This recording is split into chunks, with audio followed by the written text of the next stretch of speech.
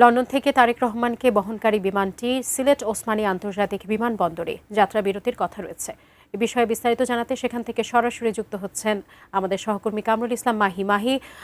সিলেট বিমানবন্দরে যাত্রা বিরতি সংক্ষিপ্ত আকারে হবে যেমনটি আমরা জানতে পেরেছি। আপনি তো আছেন সেখানে, নিরাপত্তার অবস্থাটি জানাবেন এবং পাশাপাশি কি পরিস্থিতি এই মুহূর্তে বিরাজ করছে সার্বিক খবর আমাদেরকে জানান।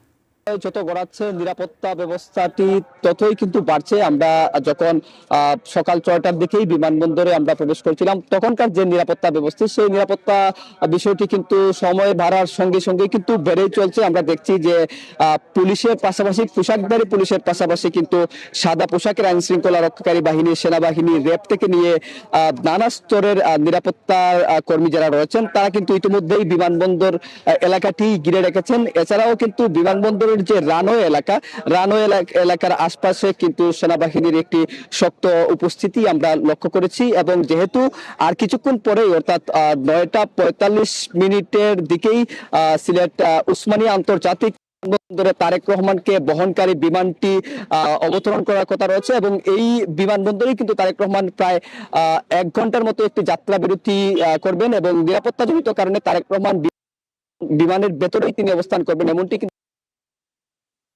সূত্র আমাদেরকে নিশ্চিত করেছে। তো সব মিলিয়ে বলা চলে যে এখানকার যে নিরাপত্তা পরিস্থিতি, সেটি কিন্তু খুবই জোরদার করা হয়েছে। সময় বাড়ার সঙ্গে সঙ্গে এটা আমরা দেখতে পাচ্ছি। এবং বিমানবন্দরের প্রবেশপথ যেটি রয়েছে, সেই বিমানবন্দরের প্রবেশপথে কিন্তু নিরাপত্তার যে বিষয়টি, সাধারণ যাত্রীরাই কিন্তু ভেতরে প্রবেশ করছেন।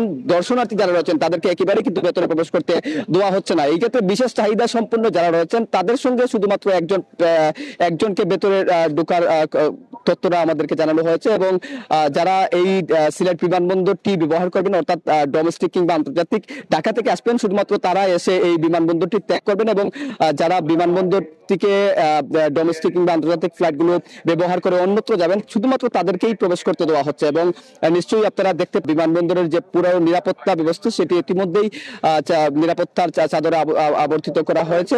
এবং তারেক রহমান যখন এই বিমানবন্দরের রানওয়েতে অবস্থান করবেন, অর্থাৎ তার বহনকারী যে বিমানটি, বাংলাদেশ বিমান এয়ারলাইন্সের 202 বিমানটি যখন অবতরণ করবে, তখন হয়তো আরো নিরাপত্তা ব্যবস্থা আসলে আমাদের লক্ষ্য করা যাবে। নিশ্চয়ই আপনারা সেটি নিশ্চয়ই